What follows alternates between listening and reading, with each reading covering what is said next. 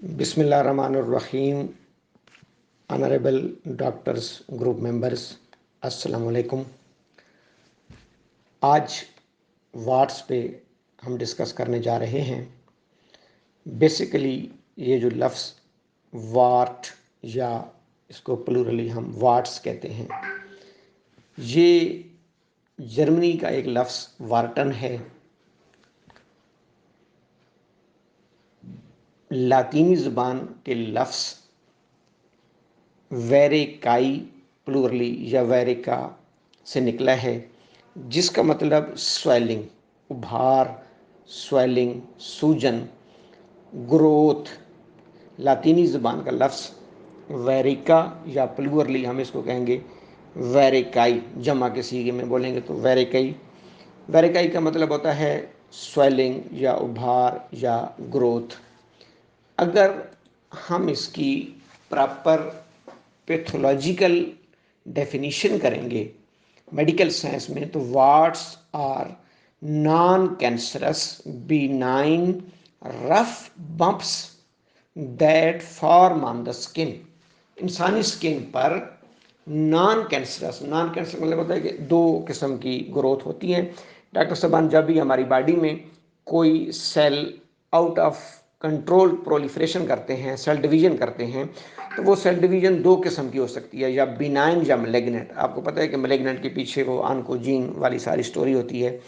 तो ये जो वाट्स की ग्रोथ है, ये नॉन कैंसरस यानी बिनाइन ग्रोथ होती है, जिसके नतीजे में रफ बम्प्स बनना शुरू हो जाते हैं हमारी स्किन पर। इनको, जैसे मैंने कहा, इनको वाट्स भी कहा जाता है, वेरेकाई भी कहा जाता है। इनको पैथोलॉजी में पेपिलोमा कहा जाता है, यानी एक किस्म का ये ट्यूमर है पेपिलोमा, जिसको हम इसको भी पेपिलोमा का भी यही डेफिनेशन है, these are the benign growth.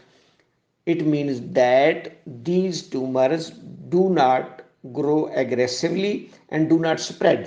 क्योंकि ये स्प्रेड नहीं करते और एग्रेसिवली ग्रो नहीं करते, so that's why these are called benign growth. पेपिलोमास इनके लिए लफ्ज़ पैथोलॉजी में यूज़ किया जाता है। डेफिनीशन इसकी वाट्स की ये हो गई कि non cancerous benign rough bumps that form on the skin. अब अगर हम इनके काजेज़ की बात करेंगे, काजेज़ की, तो काजेज़ में इसके मुख्तलिफ काजेज़ हैं। जो वाट्स होते हैं या जो पेपिलोमा होते हैं, वो भी दो किस्म के होते हैं। एक जेनिटल वाट्स होते हैं, एक नॉन जेनिटल वाट्स। जो जेनिटल वाट्स हैं, जो जेनिटल ऑर्गन्स पे बनते हैं, उनका तो मोस्ट प्रोबेबली काज एक वायरस होता है, जिसको ह्यूमन पेपिलोमा वायरस HPV, जैसे एड्स के वायरस को हम HIV कहते हैं, human immuno deficiency virus, hepatitis C के वायरस को हम HCV कहते हैं।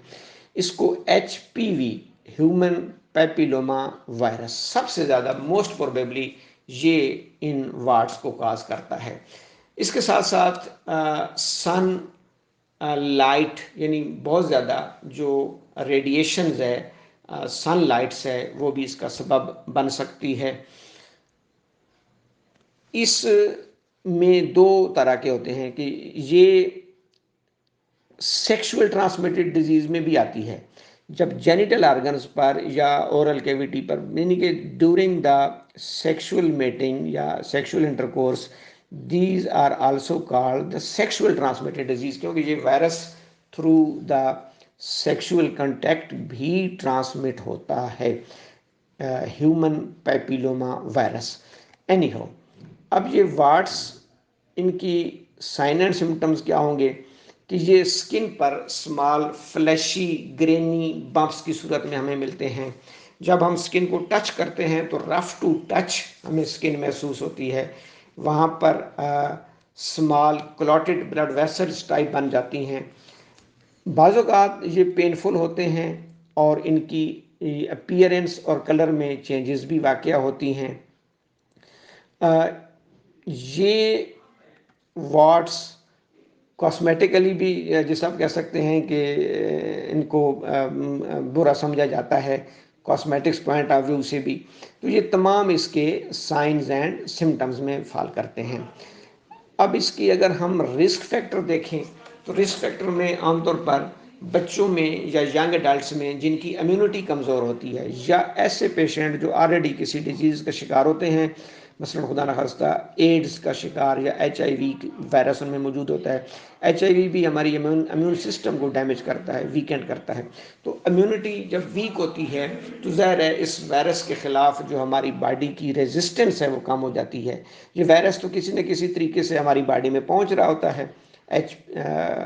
جو ہمارا یہ ہیومن پیپلوما وائرس ہے HPV، یہ تو کسی نہ کسی راستے سے ہماری باڈی میں جاتا ہے. تو باڈی کی اگر امیونٹی ویک ہے تو باڈی ہماری اس کے خلاف رد عمل ظاہر نہیں کر رہی ہوتی. اگر ہم اس کے ڈائگنوسس کی بات کریں تو موسٹ پروبیبلی اس کی جو ڈائگنوسس ہوتی ہے وہ تھرو دا کلینکل پکچر ہوتی ہے. ڈاکٹرز ظاہر ہے پیشنٹس کو بھی خود بھی محسوس ہوتا ہے اور ڈاکٹرز بھی کلینکلی اس کو ڈائگنوز کرتا ہے. اس کو ایگزامن کرنا پڑتا ہے، ڈاکٹرز پراپر ایگزامن کر کے اس کو ڈائگنوز کر سکتا ہے. اور یہ تمام چیزیں جو ہیں زیادہ ہو تو اس میں آپ بایوپسی بھی کر سکتے ہیں. اگر کوئی کسی وارڈس کی سمجھ نہ آ رہی ہو یا اس میں کیا انفیکشن ہے تو ہم اس کی شیو بایوپسی اسے کہتے ہیں، وہ بھی ہم اس کی کر سکتے ہیں اور لیبارٹری میں اس کی بعد میں ہسٹوپیتھولوجی کی جا سکتی ہے. اگر اس کی ٹریٹمنٹ کی بات کریں تو چونکہ ایلوپیتھک موڈ آف سسٹم کا ایک اپنا طریقہ کار ہوتا ہے، وہاں پر اس کے لیے میڈیسنز استعمال کی جاتی ہیں جن کو سیلیسائکلک ایسڈ سالٹ کہا جاتا ہے، وہ عام طور پر دیا جاتا ہے. ایک کرائیو تھراپی، فریزنگ تھراپی ہوتی ہے، فریزنگ یا کرائیو تھراپی، وہ ایلوپیتھک میں یوز کی جاتی ہے. اس کے لیے مائنر سرجریز بھی بعض اوقات کوئی نہ کوئی مختصر سا سرجیکل پروسیجر کرنا پڑتا ہے.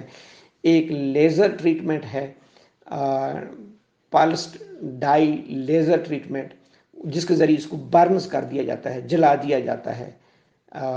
یہ تمام اس کی جو ہے ایلوپیتھک موڈ آف سسٹم میں ٹریٹمنٹ ہیں.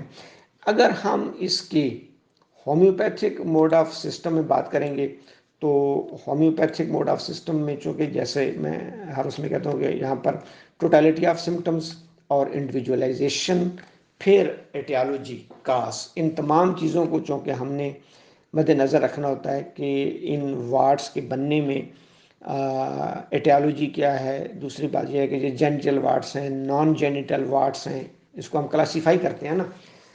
جو ہمارے جینیٹل وارڈس ہیں ان کو ان میں میازم کو دیکھنا پڑے گا، سفلس اور سائیکوسس کو دیکھنا پڑے گا.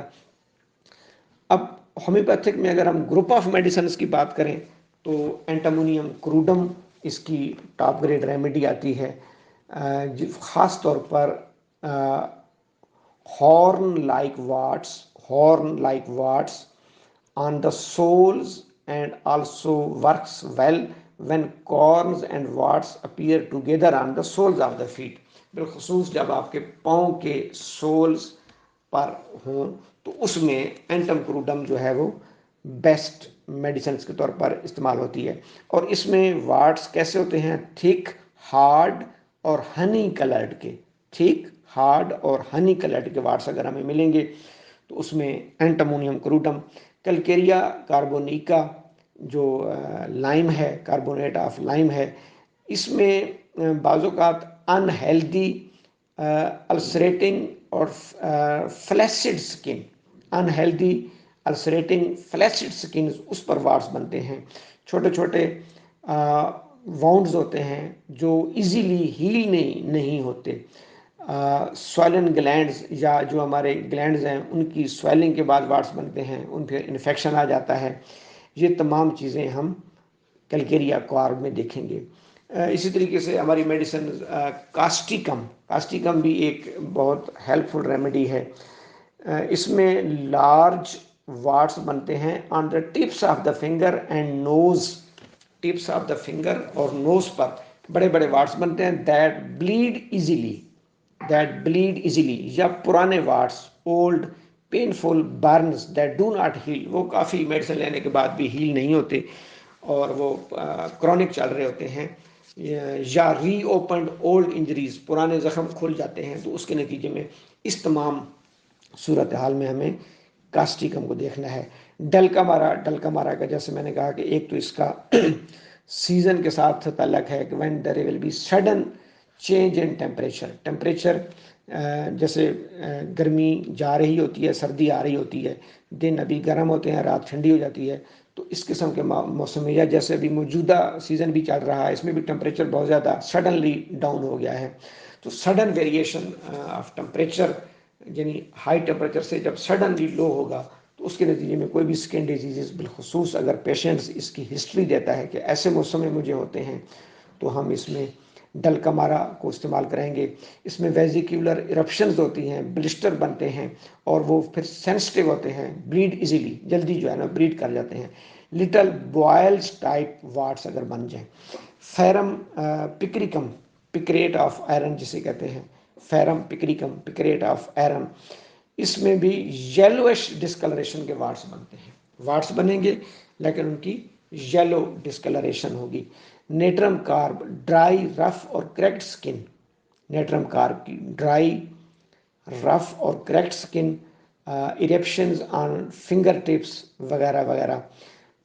اب سی پی او فیسینیلس بالخصوص فیمیل کے جینیٹل وارڈس کے لیے، فیمیل کے جینیٹل وارڈس کے لیے، اور ان تمام کی جو کنگ ریمیڈی ہے، کنگ وہ تھوجا ہے جو ہر ڈاکٹر کے ذہن میں آتی ہے، تھوجا آکسیڈینٹل، لیکن ضروری نہیں کہ ہر کیس میں جائے، ویسے ہم اس کو ہر کیس میں ہی پرسکرائب کرتے ہیں۔ فریکلز، ایکسیسو پرسپیریشن، ڈرائی سکن، ہرپیٹک ایرپشنز، اس قسم کے اگر وارڈس ہوں گے تو اس کو ہم اوپر جو ہے سکن پہ لگانے کے لیے بھی دیتے ہیں، اور اس کو پوٹینسی میں بھی دیتے ہیں۔ سلیشیا ٹیرا جو ہماری میڈیسن ہے سلیسک آکسائڈ سے بنتی ہے۔ اولڈ فسٹولاز، اولڈ السرز، انڈوریٹڈ ٹیومرز، اس قسم کی چیز اگر آپ کو شو ہو رہی ہے تو اس میں ہم سلیشیا کو دے سکتے ہیں۔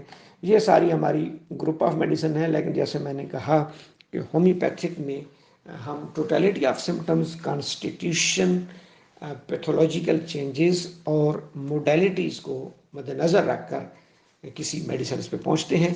یہ چند اہم میڈیسن تھیں جن کے نتیجے میں ہم اس کو ٹریٹ کر سکتے ہیں۔ یہ مختصر سی ڈسکرپشن ہے وارڈس کی۔